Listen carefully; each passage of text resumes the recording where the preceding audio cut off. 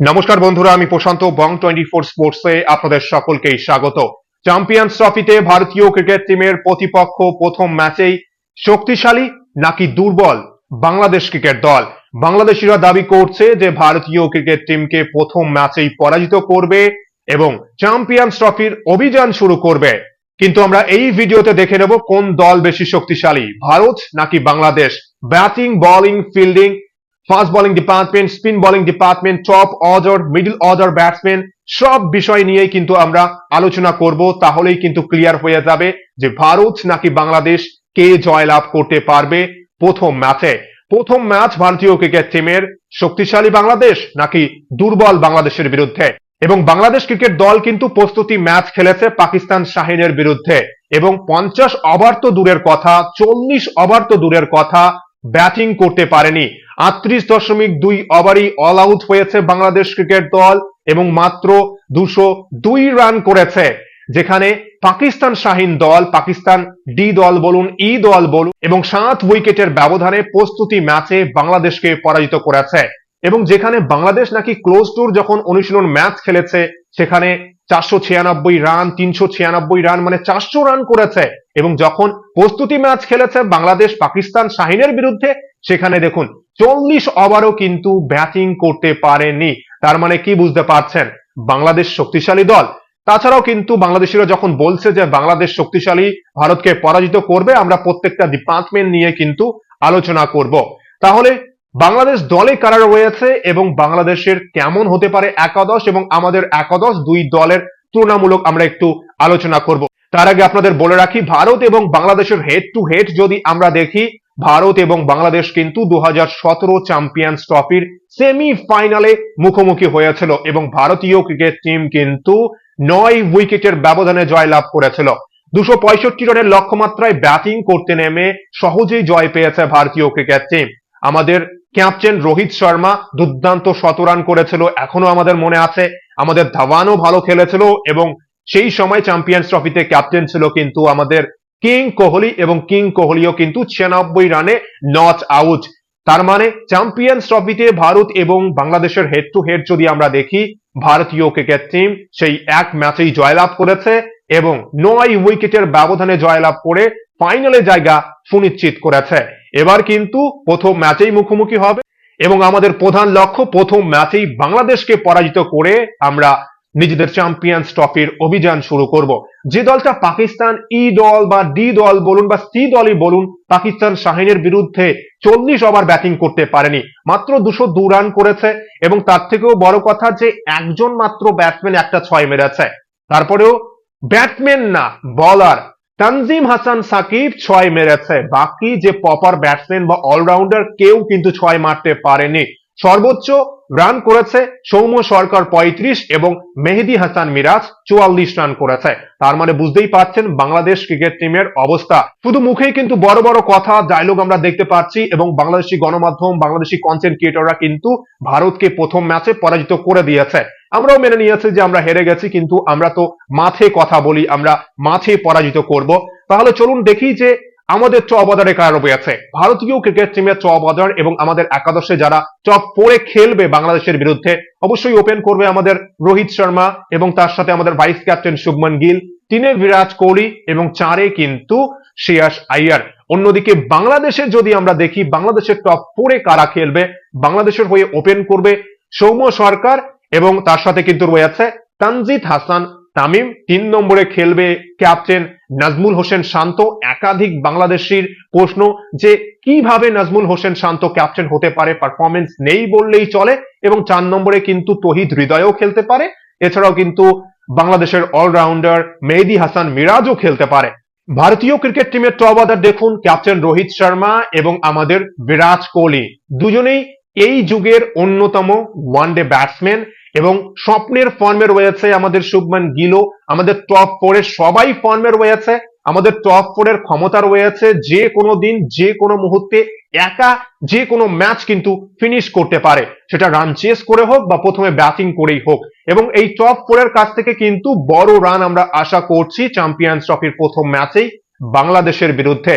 এবং চ্যাম্পিয়ন্স ট্রফির সেমিফাইনাল 2017, সেখানে রোহিত শর্মা দুর্দান্ত 100 রান করেছেন, বিরাট কোহলি 96 নট আউট, এবং গিলের যা ফর্ম এবং আমাদের শ্রেয়াস আইয়ারও যা ফর্মের রয়েছে, অবশ্যই বড় স্কোর কিন্তু করবে ভারতীয় ক্রিকেট টিম।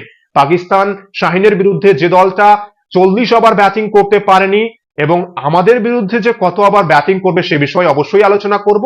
এবং আমরা যদি বাংলাদেশের ব্যাটিং অর্ডার নিয়ে একটু আলোচনা করি, বাংলাদেশের ওপেনিং এ সৌম্য সরকার কিছুদিন যাবত ভালো ফর্মে ছিলেন, এরপর চোট পেয়েছেন, এরপর কামব্যাক করেছেন, বিপিএল এ একটা ভালো ইনিংস খেলেছেন, এবং ভারতের বিপক্ষে কিন্তু সৌম্য সরকারের রেকর্ড সেভাবে ভালো কিছু নেই। এবং আরেকজন ওপেনার তানজিদ হাসান তামিম বিপিএল এ ভালো ফর্মে ছিলেন, এবং এই দুই ওপেনার কোনো গ্যারান্টি নেই, শুরুতেই 2-4 ওভারের মধ্যে আউট হয়েও যেতে পারে, এমনকি একটা ভালো স্টার্টিংও কিন্তু করতে পারে। সেটা উইকেট অবশ্যই পরবর্তীতে আপনাদের সঙ্গে কেমন হতে পারে দুবাইয়ের উইকেট সে বিষয়ে আলোচনা করছি। এবং 3 নম্বরে নাজমুল হোসেন শান্ত, কোনো গ্যারান্টি নেই পারফরমেন্স করতে পারবে কিনা। এবং 4 নম্বরে তৌহিদ হৃদয়, অবশ্যই ট্যালেন্ট রয়েছে, ট্যালেন্টেড ব্যাটসম্যান, এবং মেহেদী হাসান মিরাজও কিন্তু ভালো করে ভারতের বিপক্ষে। কিন্তু অনেকাংশেই ভারতীয় ক্রিকেট টিমের ব্যাটিং অর্ডার, টপ অর্ডার এবং ওপেনাররা কিন্তু এগিয়ে রয়েছে, তুলনামূলকভাবে বাংলাদেশিরা কিন্তু পিছিয়ে রয়েছে। যেখানে ভারতীয় ক্রিকেট টিমের 300-350 রান করার ক্ষমতা রয়েছে, এবং বাংলাদেশের কিন্তু সেই ক্ষমতাটা নেই। এবং বাংলাদেশও কিন্তু ওয়ানডে ক্রিকেটে যে বেশি 300 রানের অধিক স্কোর করেছে সেটাও না, এবং 250টাও করতে পারবে কিনা সেটা নিয়েও কিন্তু সন্দেহ রয়েছে। এরপর যদি আমরা মিডল অর্ডার দেখি, আমাদের মিডল অর্ডারে কারা রয়েছে?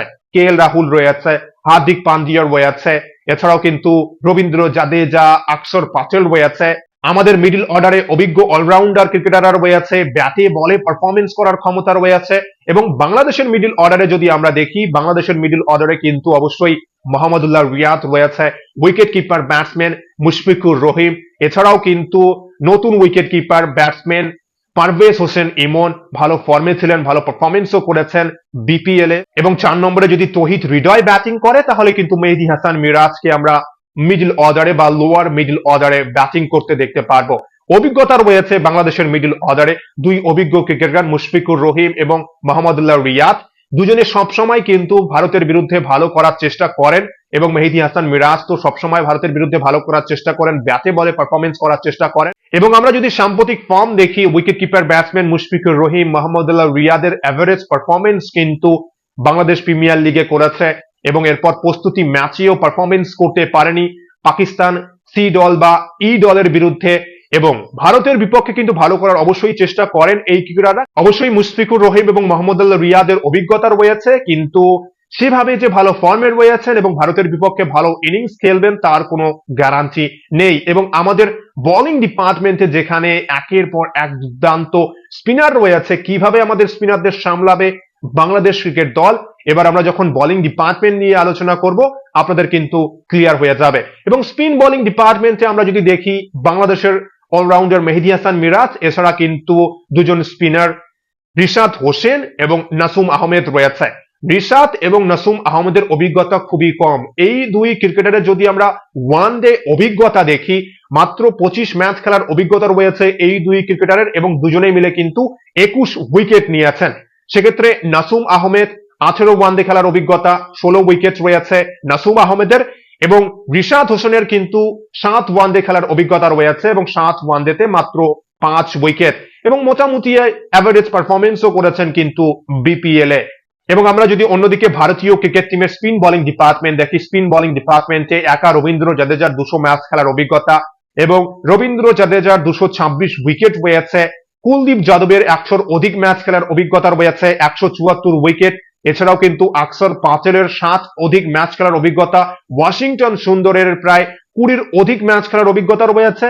এবং আমাদের বরুণ চক্রবর্তী দুর্দান্ত ফর্মে রয়েছেন, অভিষেক হয়েছে বরুণ চক্রবর্তীরও কিন্তু ইংল্যান্ডের বিরুদ্ধে সিরিজে। এবং ভারতীয় ক্রিকেট টিমের আমরা যদি স্পিন বোলিং ডিপার্টমেন্ট দেখি, 394 ওডিআই খেলার অভিজ্ঞতা রয়েছে এবং 492 উইকেট। এবং অন্যদিকে বাংলাদেশের যদি আমরা দেখি, অভিজ্ঞতা নেই কিন্তু বাংলাদেশি দুই স্পিনারের। এবং দুবাইয়ের উইকেট নিয়ে যদি আমরা কথা বলি, দুবাইয়ের উইকেটের আপডেট, নতুন 2টো উইকেট রয়েছে, এই 2 উইকেটেই খেলা হবে। এবং ফ্রেশ উইকেট, যেখানে নতুন বলে আমরা ফাস্ট বোলাররা ভালো বোলিং করছে এবং সাহায্য পাবে, এটা দেখতে পারবো। এমনকি যে আপডেট রিপোর্টে বলা হচ্ছে যে দুবাইয়ের উইকেটে কিন্তু মিডিল অর্ডারে মিডিল ফেসে কিন্তু স্পিনাররাও ভালো সাহায্য পাবে। সেক্ষেত্রে ভারতীয় ক্রিকেট টিম কিন্তু এমনি এমনি 5 জন স্পিনারকে দুবাইতে উড়িয়ে নিয়ে যায়নি। তার মানে দুবাইয়ের উইকেটে কিন্তু স্পিনাররা যথেষ্ট সাহায্য পাবে এবং স্পিনারদের যা ফর্ম রয়েছে এই মুহূর্তে ভারতীয় ক্রিকেট টিমের, একেই তো ফর্মে রয়েছে, অভিজ্ঞতা রয়েছে, বাংলাদেশিদের অভিজ্ঞতা নেই এবং সাম্প্রতিক ফর্মও সে যে আহামরি ভালো কিছু নেই, তার মানে কিন্তু অনেক এগিয়ে রয়েছে। এবং বাংলাদেশি মিডিল অর্ডার যদি বরুণ চক্রবর্তী, কুলদীপ যাদব, অক্ষর প্যাটেল, রবীন্দ্র জাদেজা এই চারের মধ্যে থেকে যে কোনো 3 জন তো অবশ্যই খেলবে।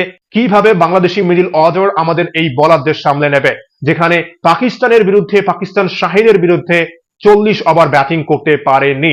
এবং আমরা যদি বাংলাদেশি ফাস্ট বোলিং ডিপার্টমেন্ট দেখি, আমাদের ফাস্ট বোলিং ডিপার্টমেন্টে অবশ্যই আমাদের একমাত্র মোহাম্মদ শামির অভিজ্ঞতা বেশি রয়েছে। শামির 100-র অধিক ম্যাচ খেলা এবং প্রায় 200 উইকেট রয়েছে মোহাম্মদ শামির। এছাড়া কিন্তু আমাদের হর্ষিত রানা 3 ম্যাচ খেলেছে, 6 উইকেট নিয়েছে এবং আমাদের আর্শদীপ সিং 9 ম্যাচে 14 উইকেট নিয়েছে। এবং অন্যদিকে যদি আমরা বাংলাদেশের ফাস্ট বোলিং ডিপার্টমেন্ট দেখি, যারা খেলবে, বাংলাদেশের কিন্তু 3 জন ফাস্ট বোলার খেলার সম্ভাবনা রয়েছে একাদশে। নাহিদ রানা 150-এ নাকি বোলিং করেন। নাহিদ রানার কিন্তু 3 ম্যাচ খেলার অভিজ্ঞতা, আমাদের হর্ষিত রানা রয়েছে, বাংলাদেশের নাহিদ রানা রয়েছে। নাহিদ রানা 3 ম্যাচে 4 উইকেট। তানজিম হাসান সাকিবের 9 ম্যাচ খেলার অভিজ্ঞতা রয়েছে, 9 ম্যাচে 13 উইকেট।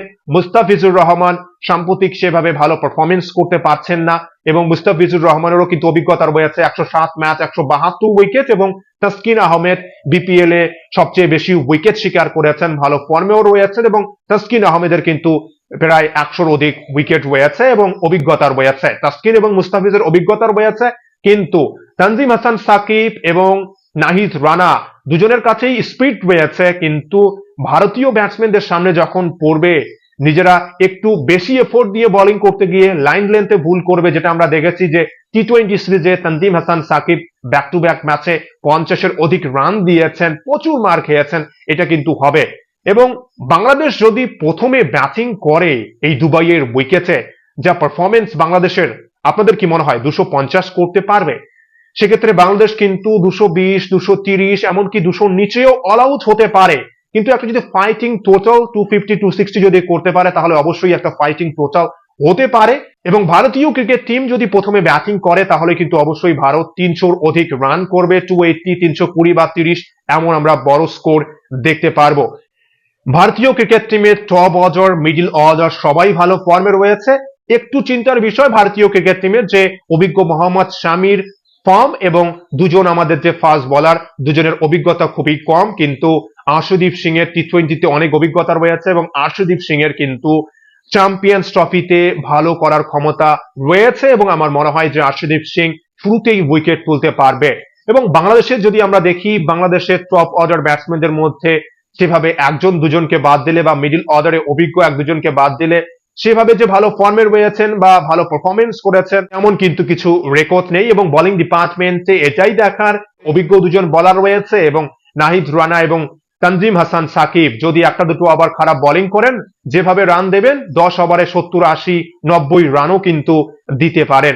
এবার এটাই দেখার, ভারত এবং বাংলাদেশের মধ্যবর্তী প্রথম ম্যাচে শেষ পর্যন্ত কে জয়লাভ করে।